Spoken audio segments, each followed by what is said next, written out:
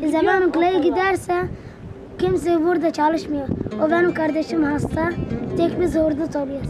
Yani okula gittik ne olacak? Yani 5 sene çalıştık. 100 lira çıkartıyoruz günlük. Hemen bir saat kalmıyor 100 gidiyor. Biz 13 kişi bizim evde. 13. Yani 100 lira ne yapar? Bir şey yapmaz. Aç kalacağız. Aç kalacağız. Bunlara bırakarsak aç kalacağız. Paramız biter. Yani bizim çok halimiz fakir. O yüzden okula gitmeyeceğiz.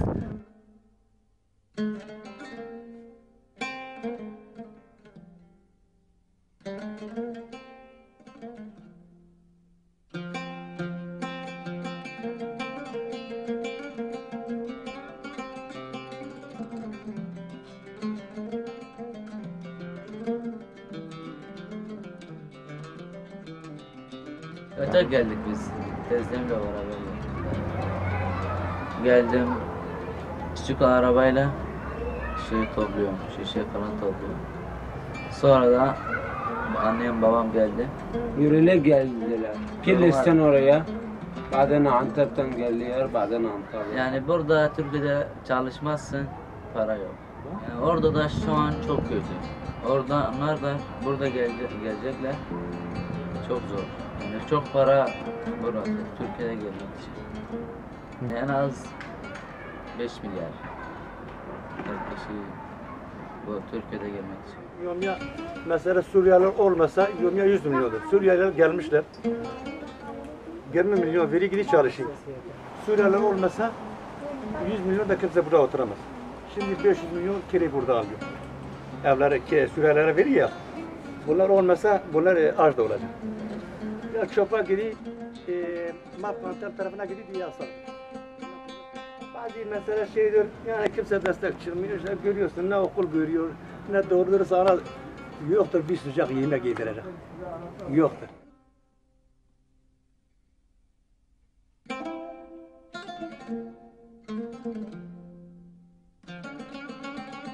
Suriyeliler şu anda bak perişan durumdadır. Gel yanına gel. Gel yanına. Kulağı gördün. Düşüyor bunu. Onu hastaneye götüreceğiz, paramız yok. Millet mesela başka iş beğenmiyor, çalışıyor, gidiyor oraya çalışıyor. Mesela 10 gün çalışıyor, hemen diyor git param yok. Herkes millet diyor böyle, git param yok. Naylon en zor naylon.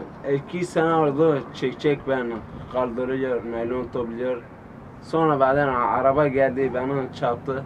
Şimdi bilmiyor, araba sürüyor, topluyor. Motor aldın çalışıyor.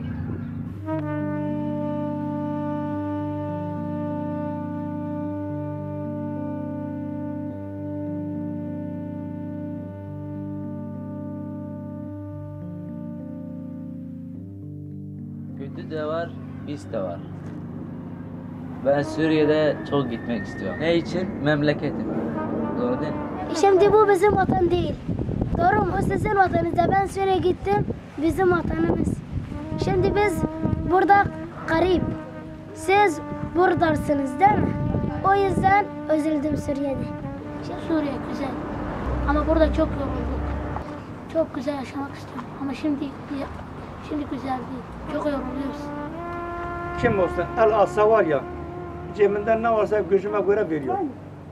Gücüme göre veriyor. Ben de fakirim. Yani. Keşke ben zengin olsam, malum olsa ben millete dağıtsaydım. Ben öyle savunurdum namusuma, şerefle.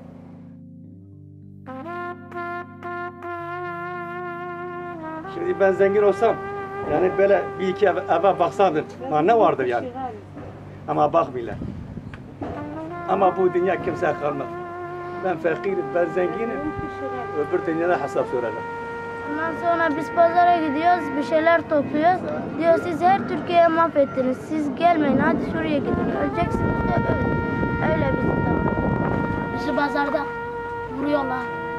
Adamlar diyor hadi gidin. Biz gidiyoruz, eşyalar topluyoruz. Gidiyorlar bizi oraya, yürü gidin. Ben gittim orada karton bir adam bana verdi. Bir adam geldi. Dedi siz niye burada topluyorsunuz? Ben dedim ekmek parası çıkartıyoruz. Dedi sikir gidin mahalle Suriye'de.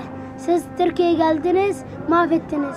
Bana vurdu. Ben dedim niye arıyorsun abi? Bir adam geldi. Sonra dedi yazık değil mi abi? Bu insan mı? İnsan değil. Diyor bunlar insan değil. Bunlar eşek. Ben dedim abi bir daha laf atma. Bak çok ağlarım ha. Yani sadece naylon mesela topluyor, hemen satıyor, balığı alıyor, geliyor evde. Yani inşaat oraya çalışıyor 5 gün, 10 gün, mesela 500 var. Bu patron diyor, çok onu. Diyor, hemen diyor şirkete git, paranın yanına yok. Yani herkes de oraya söylerler, naylon topluyor.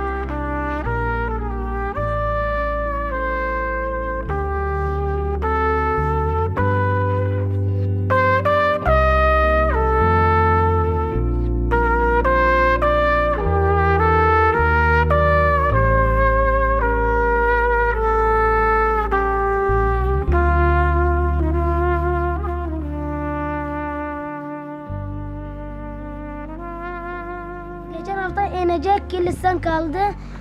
Gidecek bir arkadaşını aradı. Diye sakın gelme, gelirse ölürsün. Baba dedi o zaman gitmeyeceğim Suriye. Burası geldik. O yüzden özledik Suriye. Yani sadece iş istiyor, çalışıyor, anne baba yani yemek yiyor tamam.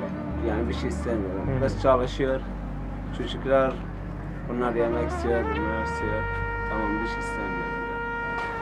En büyük hayalim Suriye'ye gitmek istiyorum.